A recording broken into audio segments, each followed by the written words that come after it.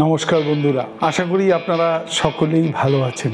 আমার সবসময় সিনিয়র সিটিজেনদের নিয়ে একটু চিন্তা হয়, কারণ আমিও তো সিনিয়র সিটিজেন। এখন তাদের স্বাস্থ্যের কথা ভেবে তারা যাতে শেষের দিনগুলো সুন্দরভাবে কাটাতে পারেন, তার জন্যই আজকের আমার এই ভিডিও। আসুন আমরা এমন কিছু করি যাতে আপনাকে নিয়ে, মানে বিশেষ করে যারা একটু সিনিয়র হচ্ছেন তাদের নিয়ে তার পরিবারের লোকজন যাতে বিব্রত না হয়, তার জন্যই আসুন আমাদের এই দেহ মন্দিরকে সুন্দর করি, শেষের দিনগুলো সুন্দরভাবে আনন্দে কাটাই। তাহলে কি করবেন? সুন্দরভাবে শেষের দিনগুলো খুব আনন্দে কাটাতে গেলে আপনাকে তো কিছু নিয়ম করে চলতেই হবে বন্ধু। অনেকেই ইউটিউব বা বিভিন্নভাবে বিভিন্ন রকম কঠিন কঠিন যোগাসন প্রাণায়াম শেখেন। আমি সিনিয়রদের বন্ধুদের বলবো, প্লিজ আপনাদের যদি নিয়মিত অভ্যাস না থাকে তাহলে দয়া করে কঠিন কঠিন যোগাসন এবং প্রাণায়ামগুলো হঠাৎ করে করতে যাবেন না, তাতে আপনার বিপদ বাড়বে। তাই আপনাদের কথা ভেবে আজকে আমি এমন কিছু বলবো যেগুলো জাস্ট একটু মেনে চললে আমি নিশ্চিত আপনাদের এই গাড়ি সেঞ্চুরির কাছাকাছি যাবেই যাবে। আমরা অনেকেই লেটার মার্কস পাবো নিশ্চিত। তাই চলুন আমরা এমন কিছু করি যাতে আমাদের নিয়মিত যে চলার যে স্টাইল, যে লাইফস্টাইল, এগুলোকে একটু পরিবর্তন করি যাতে আমাদের শেষের দিনগুলো খুব আনন্দে সুখে শান্তিতে কাটে। তাহলে কি করবেন বন্ধু? সকালবেলা উঠুন। সকালবেলা উঠে এক গ্লাস ঠান্ডা জল খেয়ে একটা হালকা সুন্দর ড্রেস পরে বেরিয়ে পড়ুন মর্নিং ওয়াক। হাজব্যান্ড ওয়াইফ হলে তো কথাই নেই, দুজনে মিলে সুন্দর একটি রাস্তা ধরে, যেখানে গাছগাছালি আছে, ট্রাফিক জ্যাম কম, সেই জায়গা দিয়ে হাঁটতে শুরু করুন। প্রতিদিন 4 থেকে 5 কিলোমিটার হাঁটুন। যদি কেউ হাঁটতে না পারেন, বাড়িতে বসে হালকা ব্যায়াম করুন।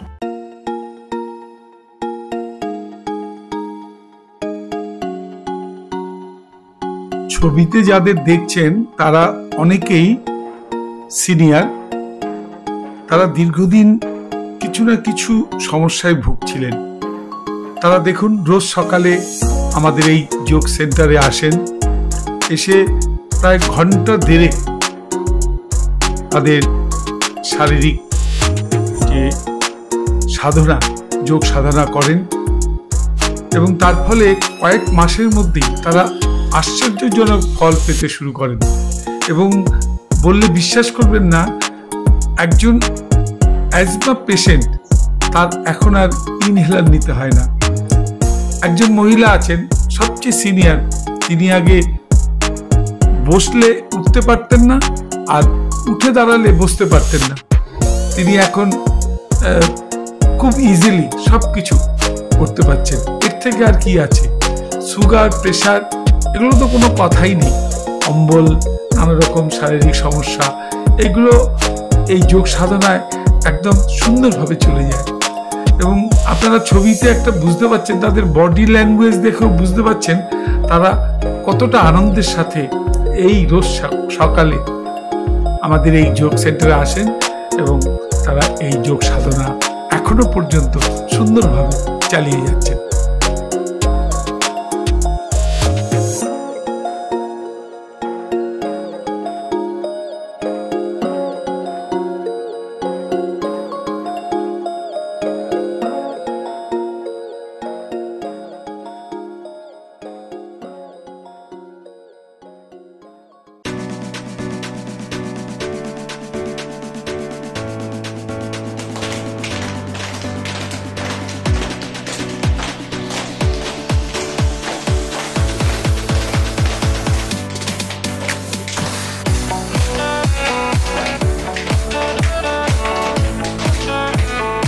আমার একটা ভিডিও আছে সিনিয়রদের জন্য হালকা ব্যায়াম, সেই ব্যায়ামগুলো করুন, তাতে কোনো ক্ষতি হবে না। বাড়িতে বসে হাজব্যান্ড ওয়াইফ বা আপনি যারা একটু সিনিয়র তারা এই হালকা ব্যায়ামগুলো করতে পারেন। একটু হাত পা নাড়ালেন, একটু হালকা, একটু এক জায়গায় দাঁড়িয়ে একটু দৌড়লেন, একটু হাঁটুটা নাড়ালেন, এইভাবে প্লিজ আমার সেই ভিডিওটা দেখে নেবেন। এরপর এসে সুন্দর দামি চা, চিনি ছাড়া, দুধ ছাড়া 1 কাপ চা, 2টো বিস্কুট দিয়ে খান। তারপরে পেট পরিষ্কার করুন। পেট যেন রেগুলার পরিষ্কার হয়। পেটের যত সমস্যা কিন্তু আমাদের লাইফস্টাইলের গন্ডগোলের জন্য, তাই পেটকে পরিষ্কারের দিকে একটু ধ্যান দেবেন। পেট পরিষ্কার হয়ে গেল, ব্রেকফাস্ট করুন। আপনার যেমন বাড়িতে হয় 2টো রুটি, বেশি খাবেন না, কিন্তু ব্রেকফাস্ট একেবারে পেট ভর্তি করে নয়, স্বাভাবিক সবজি থাকবে, নানা রকম সবজি দিয়ে, মিষ্টি তাতে কম, তেল তাতে কম, এইভাবে আপনার ব্রেকফাস্টে সারুন। এরপর হালকা কিছু কাজকর্ম করুন, বাড়ির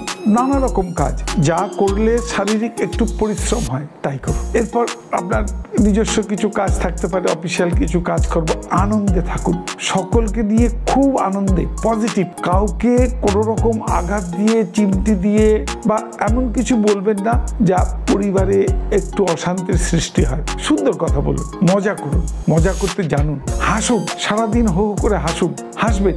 হাসিটা কিন্তু শরীরের পক্ষে ভীষণ দরকার। আমি চাই না যে আমার কোনো সিনিয়র বন্ধু বা দাদা তারা অকালে ঝরে যাক। তারা প্রত্যেকেই যেন সেঞ্চুরি করে মাঠ থেকে ফেরে, তারা অকালে ঝরে যাক, এটা আমার হ্যাপি লাইফের উদ্দেশ্য নয়। আমার হ্যাপি লাইফ চ্যানেল এর জন্যই কিন্তু ভাবি। তাই আপনারা প্লিজ সঠিক পরিমাণে জল খাবেন, জল কম খাবেন না, আবার খুব বেশিও খাবেন না, সঠিক মাত্রায় জল খান, সঠিক খাবার খান, তৈলাক্ত খাবার কম খান।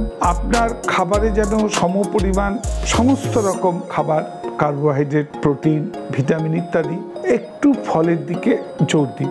দুধ খাবেন, ফল খাবেন বেশি, কিন্তু কার্বোহাইড্রেটটা একটু কম, ফ্যাটটা একটু কম। প্রোটিন খেতে পারেন, ডিম খেতে পারেন, কিন্তু কুসুমটা একটু বাদ দিয়ে সাদা অংশটা খান। তাহলে এইভাবে আপনার লাঞ্চ সারুন, যে খাবারগুলো আপনার শরীরের পক্ষে উপযোগী, ব্যালেন্স ডায়েট যাকে বলে, সেই রকম ডায়েট আপনি দুপুরবেলা নিন এবং সেই খাবার একদম পেট ভর্তি করে নেন। আরেকটি কথা, খাবারের আধ ঘন্টা আগে জল খাবেন না, আর খাবার খেতে খেতেও ঢকঢক করে কিন্তু জল খাবেন না, তাহলে দেখবেন আপনার হজম দারুণ হবে। যদি চেষ্টা পায় 1 সিপ খেতে পারেন, অভ্যাস করুন, চেষ্টা করুন, নিশ্চয়ই হবে।